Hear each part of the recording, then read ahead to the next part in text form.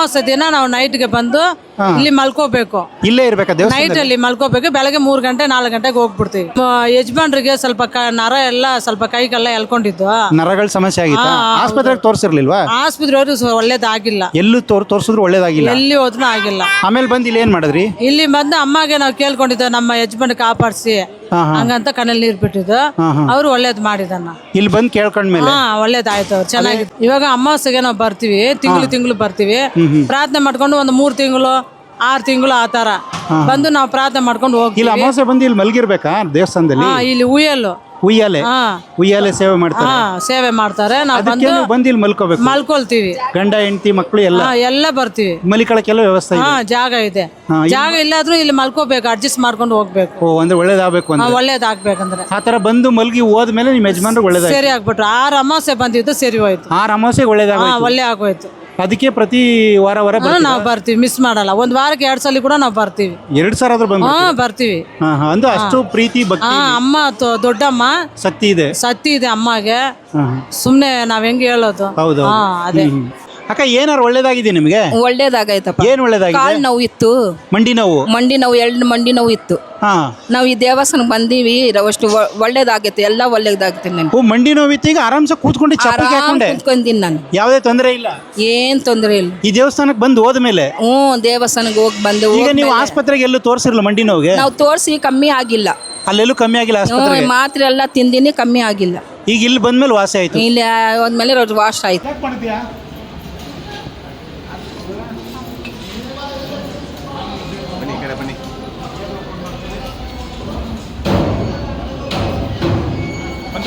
ಓದಮ್ಮ.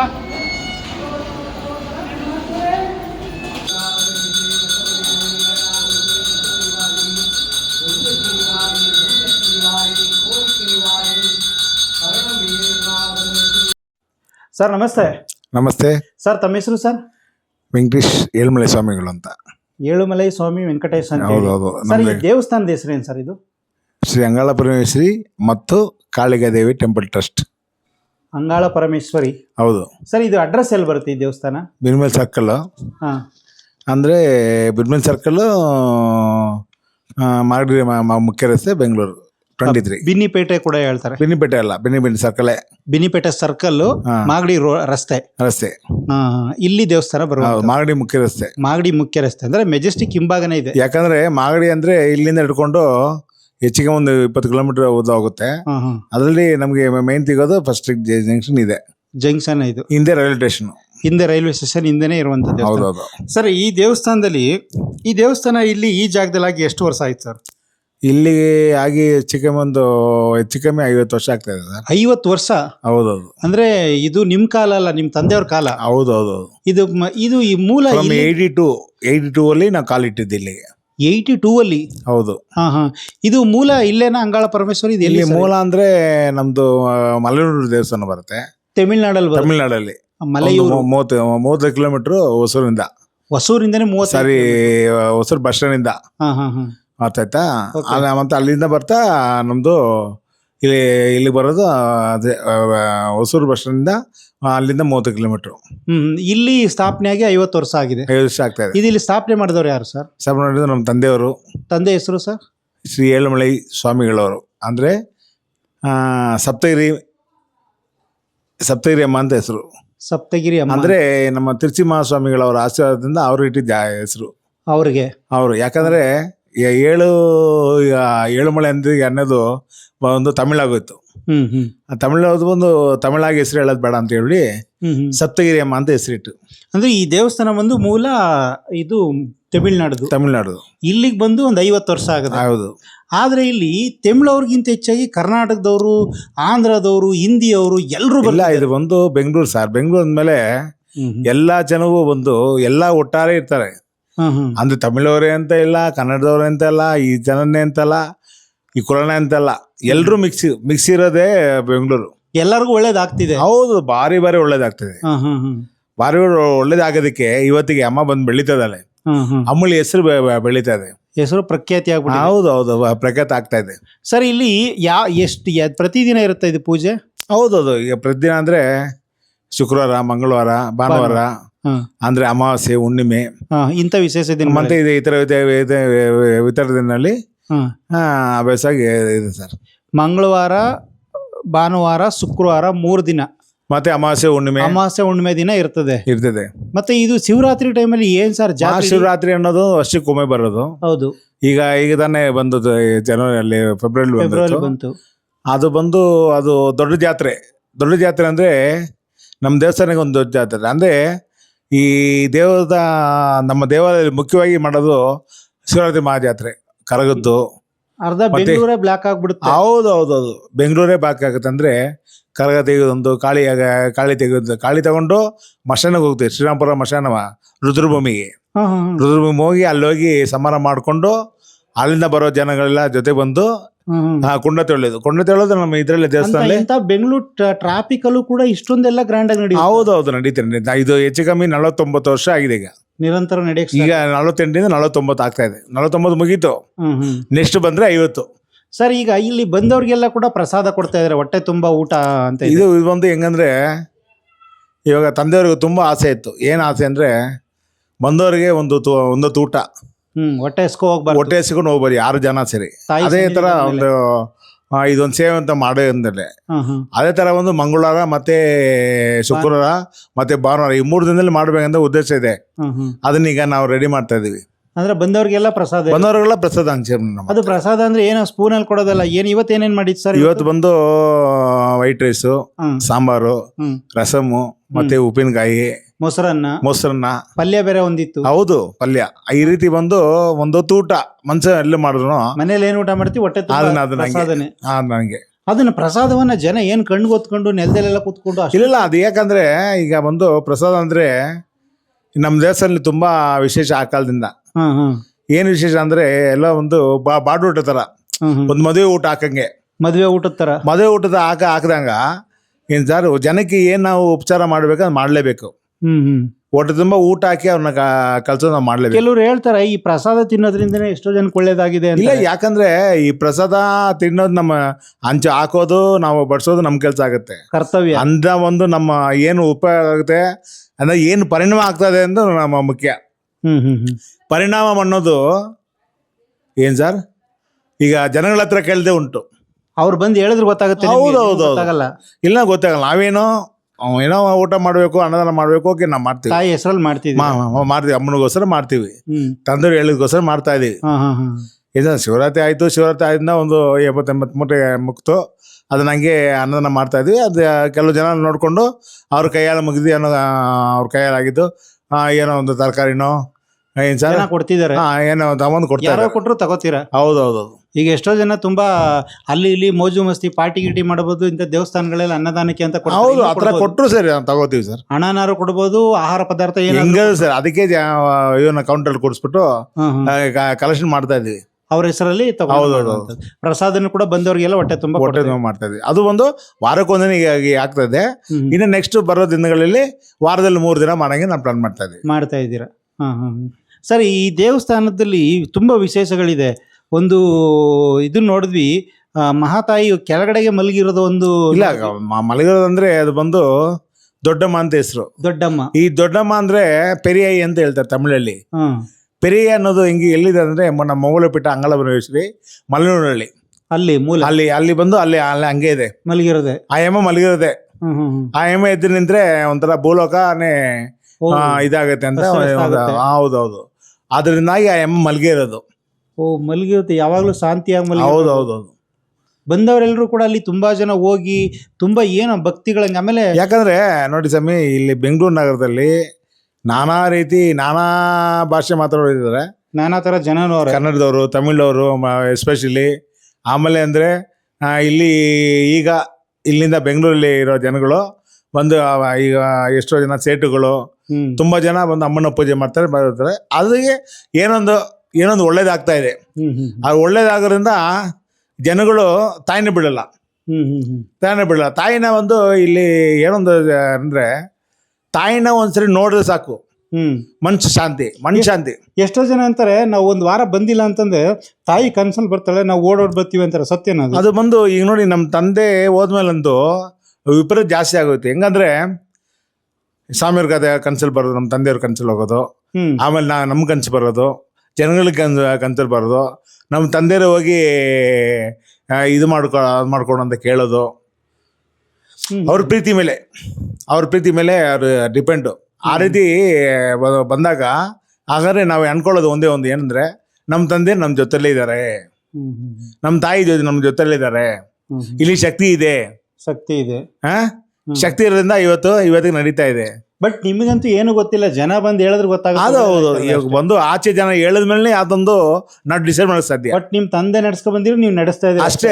ನಿಮ್ಗೂ ಅದಕ್ಕೂ ಸಂಬಂಧ ಗೊತ್ತಿಲ್ಲ. ನಮ್ಗೆ ಗೊತ್ತಾಗಿ ಒಂದು ಗುರುಗಳಾದ್ರು ಅಷ್ಟೇ. ಹ್ಮ್ ಹ್ಮ್ ಆದ್ರೆ ಅವರಲ್ಲಿ ಏನ್ ಶಕ್ತಿ ಅನ್ನೋದು ಅವ್ರಿಗೆ ಗೊತ್ತು ಅಲ್ವಾ ಸರ್? ಬಟ್ ಜನಗಳಿಗೆ ಇಲ್ಲಿ ಬಂದವ್ರಿಗೆ ತುಂಬಾ ಒಳ್ಳೇದಾಗ. ಹೌದೌದು, ತುಂಬಾ ಆಗ್ತಾ ಜನ ಇದೆ. ಬಂದವರು ದಾರ ಕಟ್ಟೋದು, ಬೀಗ ಹಾಕೋದು, ಆತರ ಏನು ತುಂಬಾ ಜನ- ಅದೆಲ್ಲ ಮುಂದೆ ಏನಂದ್ರೆ, ಈಗ ನೋಡಿ ಅವ್ರು ಯಾರು ಆಗದಿರೋರು ಯಾರು ಇರ್ತಾರೆ, ಹ್ಮ್ ಹ್ಮ್ ಏನೋ ಹೊಟ್ಟೆಗೆ ಜನ ಇರ್ತಾರೆ, ಹ್ಮ್ ಹ್ಮ್ ಇಲ್ಲ ಅವ್ರು ಯಾರು ಮಾಡೋರು ಇರ್ತಾರೆ. ಹ್ಮ್ ಹ್ಮ್ ಅದರಿಂದಾಗಿ ಏನೋ ಆಗದೆ ಏನೋ ತಾಯಿ ಹತ್ರ ಬಂದು ಗತಿ ಅಂತ ಬಿದ್ದಾಗ, ಹ್ಮ್ ಹ್ಮ್. ಅಮ್ಮ ನೀ ನನ್ನ ಗತಿ, ನನಗೇನ ಬರಬಾರ್ದಮ್ಮ, ಯಾರೇ ಮಾಡಿದ್ರು ಬೀಗ ಏನಮ್ಮ? ಹಾಕ್ಬಿಟ್ಟು ಬಂಧನ ಅದಕ್ಕೆ ನಾನು ಬಂಧ ಮಾಡ್ಬಿಡ್ತೀನಮ್ಮ ಹ್ಮ್. ಅಂತ ಹೇಳ್ಬಿಟ್ಟು ಅವರೇ ಹಾಕೊಳ್ಳೋದು. ಯಾಕಂದ್ರೆ ಈ ಬೀಗ ಅನ್ನೋ ಸಮಸ್ಯೆ ಎಲ್ಲಿಂದ ಮುಟ್ತಂದ್ರೆ, ಈ ಸಾಬೋರ್ ಮಾಡ್ತಾ ಇದ್ರು ಮುಸ್ಲಿಮರು. ಹ್ಮ್ ಹ್ಮ್ ಮುಸ್ಲಿಮ್ ಮಾಡಿದಾಗ ನಮ್ಮ ಇದರಲ್ಲಿ ಮಸೀದಿಗಳೆಲ್ಲ ಆಗ್ತಾ ಇದ್ರು. ಅದು ನಾನು ಚಿಕ್ಕ ವಯಸ್ಸಲ್ಲಿ ನೋಡಿದ್ದೀನಿ. ಹ್ಮ್ ಹ್ಮ್ ಆದ್ರೆ ಇದನ್ನ ಇಲ್ಲೇ ಒಂದು ಮಾಡ್ತಾರೆ ಅಂತ ನನಗೆ ಗೊತ್ತೇ ಇರಲಿಲ್ಲ. ಹ್ಮ್ ಹ್ಮ್. ಈಗ ನಾವು ಎಲ್ಲಿ ನಮ್ಮ ಮೆಣಸಿನಕಾಯಿಗೆ ಅದಕ್ಕೊಂದು ಗೇಟ್ ಮಾಡ್ತೀವಿ, ಅದೆಲ್ಲ ಮಾಡಿದಾಗ ಎಲ್ಲಿ ಬೇಕಾದ್ರೂ ಬೀಗ ಹಾಕೋ ಒಂದು ಪರಿಸ್ಥಿತಿ ಬಂತು. ಈಗ ಮೆಣಸಿನಕಾಯಿ ಪ್ಯಾಕೆಟ್ ತಂದು ಕಟ್ತೀರಿ, ಏನಕ್ಕೆ ಸರ್ ಅದು? ಅದು ಒಂದು ಪ್ರತ್ಯಂಗರ ದೇವಿಗೆ ಹೋಮ. ಪ್ರತ್ಯಂಗರ ಪ್ರತ್ಯಂಗರ ದೇವಿ ಅಂದ್ರೆ ಹೊಸೂರಲ್ಲಿದೆ. ಹೊಸೂರಲ್ಲಿ ದೊಡ್ಡದಾಗಿದೆ. ಹೌದು, ಒತ್ತರನ ಮಹಾಪ್ರತ್ಯಂಗರ ಅಂತ. ಹ್ಮ್ ಹ್ಮ್ ಅತರನ ಮಹಾಪ್ರತ್ಯಂಗರ ಸಿದ್ಧ ಶಕ್ತಿ ಪೀಠಂ. ಹ್ಮ್ ಹ್ಮ್. ಅದಕ್ಕೆ ಆ ಇಲ್ಲಿ ಪೀಠದ ಬಂದು ಹೆಸರು. ಮಾಡ್ತಾರೆ. ಈಗ ನಮ್ಮ ತಂದೆಯವರು ಇಲ್ಲಿ ಮಾಡಿರೋ ದೇವಾಲಯ ಎಲ್ಲಾನು ಕುಲದೇವತೆಗಳ ದೇವಾಲಯ. ಕುಲದೇವತೆ. ಸಪ್ತಮೀಶ್ವರ ಒಂದು, ಸಪ್ತಗನಿಮಾರು ಇನ್ನೊಂದು, ಹ್ಮ್ ಆಮೇಲೆ ಬಂದು ಮಹಾಕಾಳಿ ಒಂದು. ಹ್ಮ್ ಹ್ಮ್. ಇದೆಲ್ಲ ಆಗಿ ಶನಿಮಾತ್ಮ ಕೂಡ ಇದೆ. ಇಲ್ಲ ಶನಿಮಾತ್ಮ ಇಲ್ಲ. ಹ್ಮ್ ಹ್ಮ್. ಶನಿಮಾತ್ಮ ನಾವು ಇಡಂಗೇ ಇಲ್ಲ. ಓ ಶನಿಮಾತ್ಮ. ಯಾಕಂದ್ರೆ ಇದು ಫುಲ್ ಆಗಿ ನಾನ್ ವೆಜ್.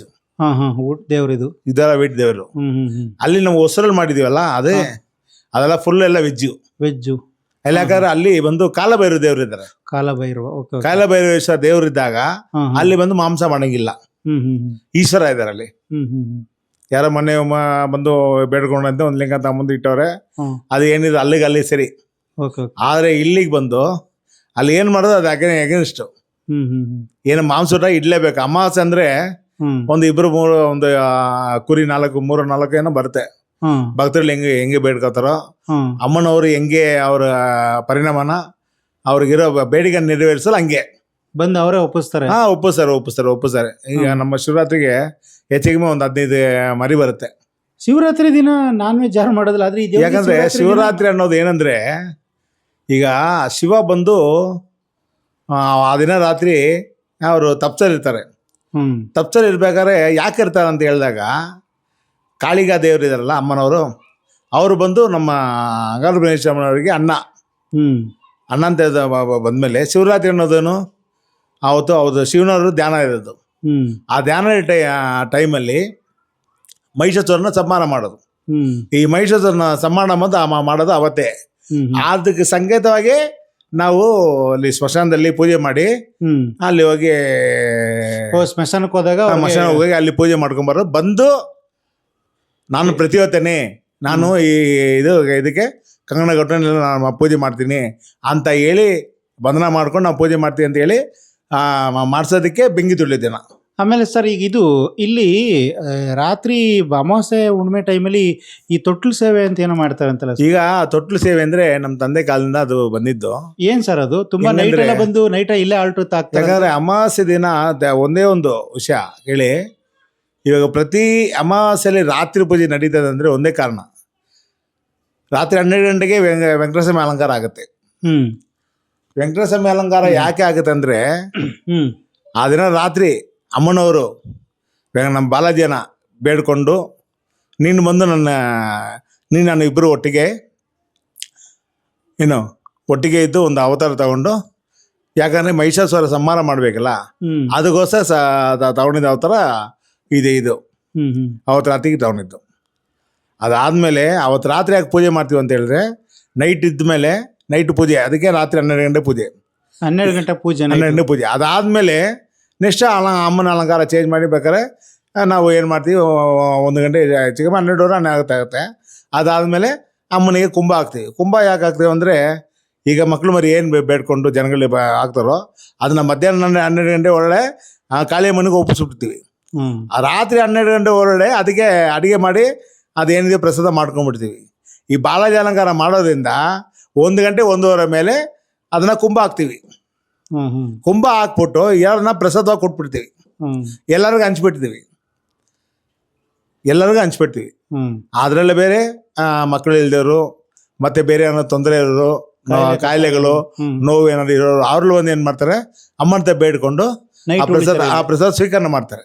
ಓ, ಅಂದ್ರೆ ಆ ಪ್ರಸಾದಕ್ಕೆ ಅಷ್ಟು ಹೌದೌದು.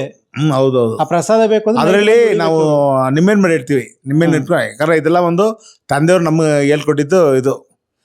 ಇಟ್ಟಾಗ ಆ ನಿಂಬೆಹಣ್ಣು ಬಂದು ಆ ಪ್ರಸಾದ ಜೊತೆಗೆ ಬೆರೆಸಿ ಆ ಪ್ರಸಾದ ಕೊಡ್ತೀವಿ. ಯಾರು ಮಕ್ಕಳು ಇಲ್ದೇವ್ರ ಬಗ್ಗೆ, ಮಕ್ಕಳು ಇಲ್ದಿರೋರಿಗೆ ನಾವು ಸಪ್ರೇಟಾಗಿ ಕರೆದ್ಬಿಟ್ಟು ಕೊಟ್ಬಿಡ್ತೀವಿ. ಅದಾದ್ಮೇಲೆ ಮಿಕ್ಕಿದ್ದು ಏನಿದೆಯೋ ಮಿಕ್ಸು ಇದಾಗಿ ಅನ್ನವಾಗಿ ಪ್ರಸಾದ ಕೊಟ್ಬಿಡ್ತೀವಿ.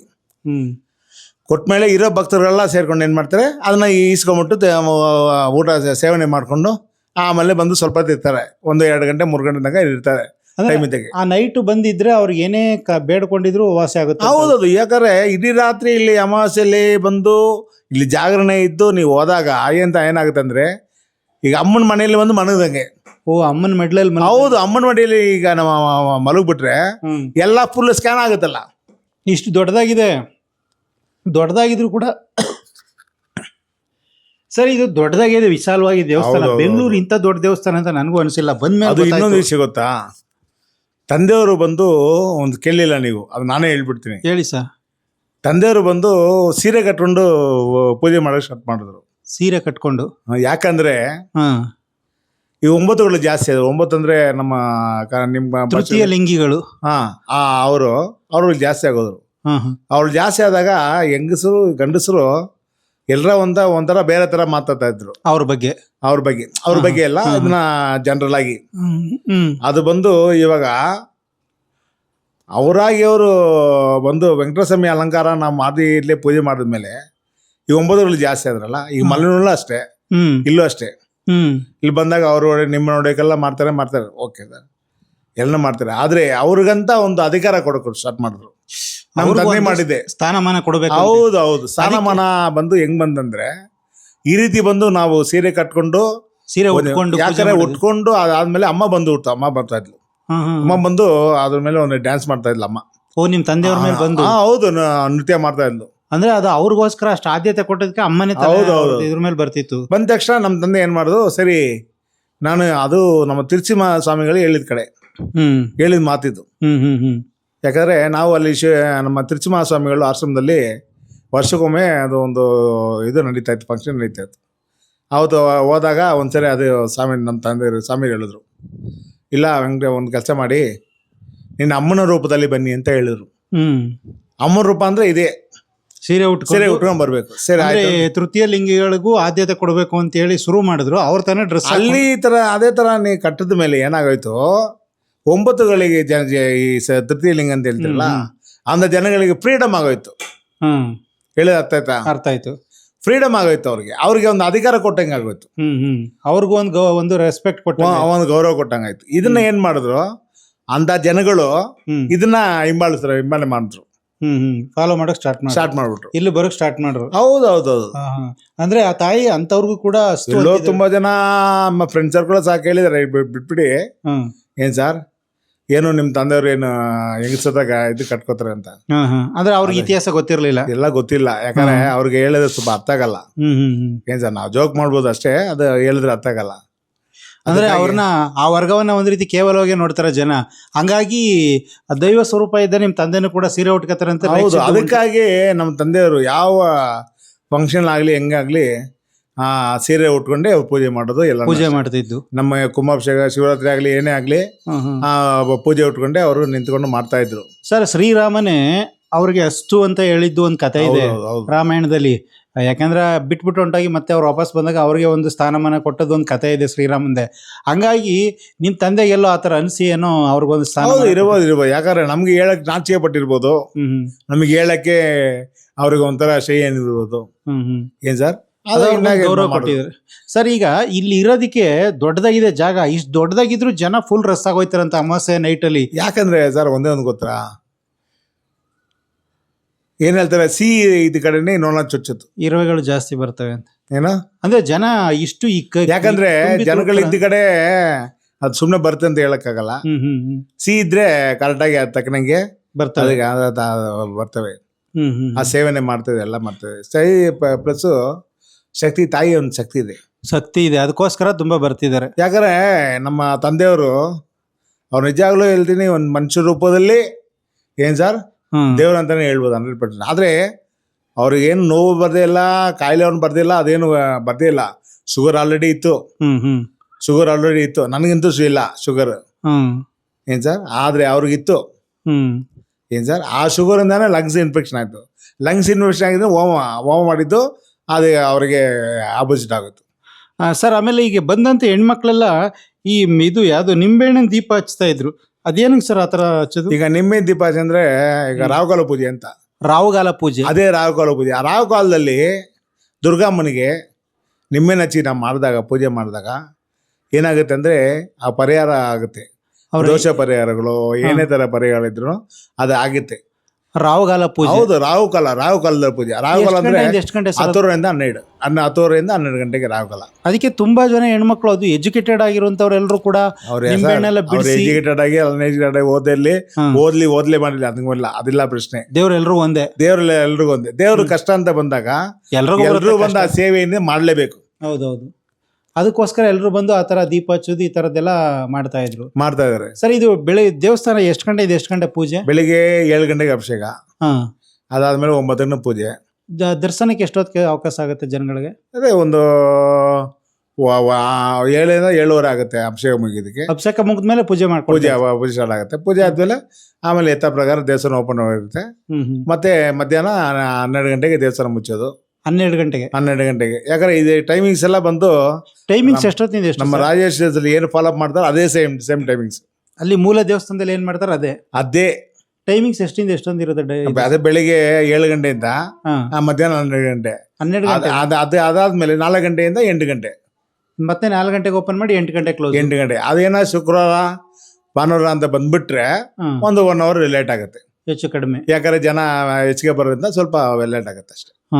ಅಂದ್ರೆ ಇಲ್ಲಿ ದೇವಸ್ಥಾನ ಅಂತ ಹೇಳಿ ಏನು ಎಲ್ಲಾ ಟೈಮಲ್ಲಿ ಏನ್ ತೆಗ್ದಿರೋದಿಲ್ಲ, ಅದಕ್ಕೊಂದು ಅಲ್ಲಿ ಮೂಲ ಇರುತ್ತೋ ಮೂಲ ಟೈಮಿಂಗ್ಸ್ ಪ್ರಕಾರ ನಾವು ತೆಗಿತೀವಿ ಸರ್. Okay sir. ಅಂದ್ರೆ ಇಲ್ಲಿ ತುಂಬಾ ಜನಕ್ಕೆ ಒಳ್ಳೇದಾಗ್ತಾ ಇದೆ, ನೀವು ಅದನ್ನ ಬಂದು ಹೇಳ್ದಾಗ ಗೊತ್ತಾಗ್ತಿದೆ. ಇಲ್ಲ, ಇಷ್ಟು ಬಂದು ಏನ್ ನಡೀತದೆ ನಮ್ಗೆ ಗೊತ್ತಿಲ್ಲ, ಆದ್ರೆ ಆಚೆ ಏನ್ ನಡೀತಂದ ಅವ್ರು ಬಂದಾಗ ಹೇಳಿದ್ರೆ ಮಾತ್ರ ನಮ್ಗೆ ಗೊತ್ತಾಗುತ್ತೆ ನೋಡಿ. ಆದ್ರೆ ಇಂಥ ದೊಡ್ಡ ದೇವಸ್ಥಾನಗಳಲ್ಲಿ ನಾವೇ ಶ್ರೇಷ್ಠ, ನಾವೇ ನಮ್ಮಿಂದ ನಡೀತೆ ಅಂತ ಹೇಳ್ತಾರೆ. ಆದ್ರೆ ನೀವು ನೋಡ್ರೆ ನಮಗೇನು ಗೊತ್ತಿಲ್ಲ, ನಾವಿಲ್ಲಿ ಕರ್ತವ್ಯ ಕೆಲಸ. ಯಾಕಂದ್ರೆ ಈಗ ನಮ್ ಕರ್ತವ್ಯ ನಾವು ಮಾಡ್ಬಿಡ್ತೀವಿ, ಬರೀ ಕರ್ತವ್ಯ ಮಾಡ್ತಾ ಇರೋದು. ಅವಳೇನ್ ಮಾಡ್ತಾಳೆ ತಾಯಿ, ಅವಳ ಕರ್ತವ್ಯ ಮಾಡಿಸಳೆ. ಮಾಡಿದ್ಮೇಲೆ ಅವ್ರು ಬಂದು ಹೇಳ್ತಾರೆ, ಸಮಯ ನಮ್ಗೆ ಆಯ್ತು, ನಾನು ಬೇಡ್ಕೊಂಡಿದ್ದೆ, ಇದಾಯ್ತು, ಇದು ಒಳ್ಳೇದಾಯ್ತು, ಇದನ್ನ ತಾಯಿಂದನೇ ಆಯ್ತು. ತಾಯಿಯಿಂದ ಆಯ್ತಂದಾಗ ಏನ್ ಸರ್, ಅವಾಗ ಅನ್ಸ್ತೀವಿ ಇಷ್ಟು ತಾಯಿ ನಮ್ ತಾಯಿಗೆ ಶಕ್ತಿ ಇದೆಯಾ ಅಂತ. ಅಂದ್ರೆ ಕೆಲವು ಕಡೆ ನಾವೇ ಸರ್ವಶಕ್ತರು, ದೇವ್ರದ್ದು ಏನೇನು ಅಲ್ಲ ಅನ್ನೋದು ಅದು ಮಾತ್ರ ತುಂಬಾ ತಪ್ಪು ಅಲ್ವಾ? ನೋಡಿ, ನೀವು ಇಷ್ಟ ಅದು ಹೆಂಗಂದ್ರೆ ದೇವ್ರಿಲ್ಲ ಅಂತ ಹೇಳ್ಬೋದು, ಆದ್ರೆ ನಾನೇ ದೇವ್ರು ಅಂತ ಅವ್ರನ್ನ ನಂಬಕ್ಕಾಗಲ್ಲ. ನೋಡಿ, ಒಂದ್ ಒಳ್ಳೆ ಮಾತಾಡಿ ದೇವ್ರಿಲ್ಲ ಅಂತ ಹೇಳ್ಬೋದು, ಆದ್ರೆ ನಾನೇ ದೇವ್ರು ಅಂತ ಅನ್ನೋದು ತಪ್ಪು ನೋಡಿ. ಯಾಕಂದ್ರೆ ಈ ಕಾಲದಲ್ಲಿ ಹೇಳೋರು ಇದಾರೆ, ಹೌದೌದು ಏನ್ ಸರ್, ಆತರ ಆಡೋರು ಇದಾರೆ, ನಮ್ಗೆ ಅದೆಲ್ಲ ಬೇಕಿಲ್ಲ ಸರ್.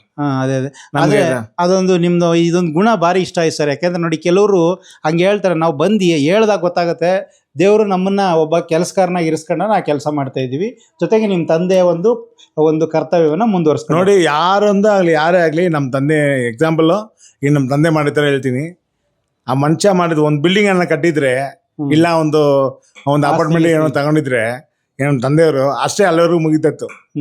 ಆದ್ರೆ ಇಷ್ಟೊಂದು ಪ್ರಬಲ ಜನಗಳ ಒಂದು ಆಲದ ಮರಸ ಸೇರಿಸಿ ಏನ್ ಸರ್ ಅವ್ರು ಮಾಡಿ ಇಟ್ಟಿದ್ದಾರೆ ಅಂದ್ರೆ, ದೇವಸ್ಥಾನ ಮಾಡಿದ್ದಾರೆ ಅಂದ್ರೆ, ಈ ಸಾವಿರಾರು ವರ್ಷಕ್ಕೆ ನಮ್ಗೆ ಒಂದು ದೊಡ್ಡ ಒಂದು ಆಸ್ತಿ ಇಟ್ಟೋಗಿದ್ದಾರೆ. ಹೌದು. ಯಾಕಂದ್ರೆ ಇದರಿಂದ ನೀವು ಬೆಳಿಬೋದು. ನಾವೇ ನಡ್ಕೊಂಡು ಹೋದ್ರೆ, ಆರಾಮಾಗಿ ಪಾಲಿಸ್ಕೊಂಡು ಹೋದ್ರೆ ಸಾಕು. ಒಟ್ಟು ಇಲ್ಲಿ ಶಕ್ತಿ ಇದೆ ಅಂತೀರ ಒಟ್ಟಿನಲ್ಲಿ. ಹೌದೌದು. ಓಕೆ, ಧನ್ಯವಾದ ಸರ್. ಇಷ್ಟೊತ್ತವರು ಕೂಡ ನಮ್ಮ ಚಾನಲ್ಗೆ ನಿಮ್ಮ ಅಮೂಲ್ಯವಾದ ಅನುಭವಗಳನ್ನ ಮತ್ತು ದೇವಸ್ಥಾನದ ಮಾಹಿತಿಯನ್ನು ನಮ್ಮ ಬೇಕಾದ್ರೆ ತಿಳಿಸಿದ್ದಕ್ಕೆ. ಬೇಕಾದ್ರೆ ಒಂದ್ಸರಿ ಬಂದು ನೀವು ನಮ್ಮ ಅಮ್ಮನ ಟೆಸ್ಟ್ ಮಾಡ್ಬೋದು, ನಮ್ಮ ದೇವಸ್ಥಾನ ಟೆಸ್ಟ್ ಮಾಡ್ಬೋದು, ಏನ್ ಸರ್ ನಮ್ಮ ದೇವ್ರನ್ನ ಟೆಸ್ಟ್ ಮಾಡ್ಬೋದು, ಏನೇ ಸಮಸ್ಯೆ ಇದ್ರು ಏನ್ ಸರ್ ಬೇಡ್ಕೊಂಡು ಬೇಕಾದ್ರೆ ನೀವು ಟೆಸ್ಟ್ ಮಾಡ್ಬೋದು ಸರ್. ಬೇಡ್ಕೊಳ್ಳೋಣ ಸರ್, ಟೆಸ್ಟ್ ಕಿಸ್ಟ್ ಮಾಡೋದು ಮಾತ್ರ ದಯವಿಟ್ಟು ಬೇಡ. ಯಾಕಂದ್ರೆ ಈ ಕಾಲದಲ್ಲಿ ದೇವ್ರು ಇಲ್ಲಿದಂತ ಹುಡುಗೋದೇ ಕಷ್ಟ. ಏನ್ ಸರ್, ಏನೋ ಒಂದು ನಿಮ್ಮಂಥವ್ರು ಈ ತರ ಬಂದು ಸ್ವಲ್ಪ ಏನೋ ಇದು ವಾಟ್ಸಪ್ ಅದೆಲ್ಲ ಮಾಹಿತಿಯಾಗಿ ಇದರಿಂದ ಸ್ವಲ್ಪ ಬೆಳವಣಿಗೆ ಆಗ್ತಾ ಇದೀವಿ. ಓಕೆ ಓಕೆ, ಖಂಡಿತ ಸರ್. ಯಾಕಂದ್ರೆ ಜನಗಳಿಗೆ ಇಂಥದ್ದೆಲ್ಲ ಗೊತ್ತಾಗ್ಬೇಕು, ಅದೇ ನಮ್ ಜವಾಬ್ದಾರಿ ಕೆಲಸ. ಯಾಕಂದ್ರೆ ಏನ್ ನಡೀತಾ ಇದೆ ನಿಜ ತಿಳಿಬೇಕು. ಏನೋ ಕಟ್ಟುಕತೆ ಏನು ಬೇಡ. ಅಯ್ಯೋ ಕಟ್ಟುಕತೆ ಬೇಕಾಗೇ ಇಲ್ಲ ಸರ್. ಇರೋ ಕಥನ ನಾನು ಸರಿಯಾಗಿ ಹೇಳಿದ್ರೆ ಸಾಕು, ಅದಕ್ಕೆ ಟೈಮ್ ಇಲ್ಲ. ಸಖತ್ತಾಗಿ ಹೇಳಿದ್ರಿ ನೋಡಿ. ಇರೋ ಕಥನ ಸರಿಯಾಗಿ ಹೇಳಿದ್ರೆ ಸಾಕು ಅಂದ್ರಿ. ಅಷ್ಟೇ ಅಷ್ಟೇ. ಇರೋದನ್ನೇ ಉಲ್ಟಾ ಪಲ್ಟಾ ಮಾಡಿ ಹೇಳೋರು ಇದ್ದಾರೆ. ಬೇಕಾಗಿಲ್ಲ, ಯಾಕಂದ್ರೆ ಶಕ್ತಿ ಇದೆ ಅಂತ ನೀವು ನಮ್ಮನ್ನ ಟೆಸ್ಟ್ ಮಾಡೋದು ಬೇಕಾಗಿಲ್ಲ. ಏನ್ ಸರ್ ನಮ್ಮನ್ನ ಇದು ಕೇಳೋದು ಒಂದು, ನಮ್ಮ ತಾಯಿ ನಮಗೆ ನೋಡಿ ಗಂಟೆ ಹೊಡಿತದೆ ನೋಡಿ. ಏನ್ ಸರ್ ನಮ್ಮ ತಾಯಿನೇ ಕೇಳೋದು ಒಂದು. ನಾವು ಹೇಳೋ ಟೈಮಿಗೆ ಕರೆಕ್ಟಾಗಿ ಗಂಟೆ ನುಡಿಸ್ತೀವಿ. ಹೌದೌದು, ಏನ್ ನಡೀತದೆ ಅದು ತಾಯಿ ಗೊತ್ತು. ಹೌದೌದು. ಅದು ಮಧ್ಯಾಹ್ನ ಆಗ್ಲಿ ಸಾಯಂಕಾಲ ಆಗ್ಲಿ ಬೆಳಿಗ್ಗೆ ಅಲ್ಲಿ ಕೂತು ನಮ್ಮ ಮಾತಾಡೋದು ಗೊತ್ತು. ಯಾರದ ಮಾತಾಡ್ತಾರೆ ಏನ್ ಬಗ್ಗೆ ಮಾತಾಡೋದು ಚೆನ್ನಾಗಿ ಗೊತ್ತು ಅವ್ರಿಗೆ. ಖಂಡಿತ ಸರ್, ಒಳ್ಳೇದಾಗ್ಲಿ ಸರ್. Thank you sir. ಇಷ್ಟೊತ್ತವರೆಗೂ ನಮ್ಮ ಚಾನಲ್ ತುಂಬಾ ಸಂತೋಷ. ಯಾಕಂದ್ರೆ ಬಂದು ಒಂದ್ಸರಿ ಭೇಟಿ ನೀಡಿ ಅಮ್ಮನ ಆಶೀರ್ವಾದದಿಂದ. ಮತ್ತೆ ಈಗ ಸದ್ಯದಲ್ಲಿ ಈಗ ಕುಂಭಾಭಿಷೇಕ ಮಾಡಬೇಕು, 50ನೇ ವರ್ಷ ಈಗ ಜೀರ್ಣೋದ್ಧಾರ ಕೆಲಸ ಸ್ಟಾರ್ಟ್ ಮಾಡಬೇಕು. ಅದ್ರಲ್ಲಿ ಭಾರಿ ಕೆಲಸಗಳಿದೆ. ಒಂದು 10 ಕೋಟಿ ರೂಪಾಯಿ, ಹೆಚ್ಚು ಕಮ್ಮಿ 10 ಕೋಟಿ ರೂಪಾಯಿ ಖರ್ಚಿದೆ. ದಯವಿಟ್ಟು ಭಕ್ತಾದಿಗಳು ಯಾರಿಗೆ ಒಳ್ಳೇದಾಗಿದೆಯೋ, ಯಾರಿಗೆ ನಮ್ಮ ತಾಯಿ ಕಡೆಯಿಂದ ಒಳ್ಳೇದಾಗಿದೆಯೋ ಅವ್ರು ಮಾತ್ರ ಏನೋ ಅವ್ರ ಕೈಲಿ ಆಗಿದೆಯೋ ನಮ್ಗೆ ಅವರು ಒಂದು ಇದು ಕೊಟ್ರೆ ಏನ್ ಸರ್, ಸಹಾಯ ಮಾಡಿದ್ರೆ ಇನ್ನೂ ಸಹಾಯ ಮಾಡಿದ್ರೆ ಅಭಿವೃದ್ಧಿ ಮಾಡಿ ನಮ್ಮ ತಾಯಿನ ನಮ್ಮ ಸೇವೆನ ಚೆನ್ನಾಗಿ ಮಾಡ್ತೀವಿ. ಅದೇ ಥರ ನೀವು ಚೆನ್ನಾಗಿರ್ತಾರೆ, ನಾವು ಚೆನ್ನಾಗಿರ್ಬೇಕು ಅಷ್ಟೇ. ಅಂದ್ರೆ ದೇವಸ್ಥಾನದ ಮಾಹಿತಿ ಏನೋ ಬೇಕಿದ್ರೆ ಕೆಳಗಡೆ ಬರ್ತಾರೋ ನಂಬರ್ ಫೋನ್ ಮಾಡಿ 100% ಮಾಹಿತಿ ಸಿಗುತ್ತೆ. ಖಂಡಿತವಾಗ್ಲೂ ಮಾಡ್ಬೋದು sir. Okay, thank you. Plus WhatsApp ಎಲ್ಲ ಮಾಹಿತಿ ಕೊಡ್ತೀವಿ. ನೀವು ಬೇಕಾದ್ರೆ ಹೆಂಗ್ ಬೇಕಾದ್ರೆ ಮಾಡ್ಕೋಬೋದು sir. Thank you sir. Okay, thank you. ನಮಸ್ಕಾರ, ಧನ್ಯವಾದಗಳು. ಟಾಕ್ಸ್ ವಿತ್ ಯು ಲೈಕ್ ಮಾಡಿ, ಶೇರ್ ಮಾಡಿ, ಸಬ್ಸ್ಕ್ರೈಬ್ ಮಾಡಿ. Thank you.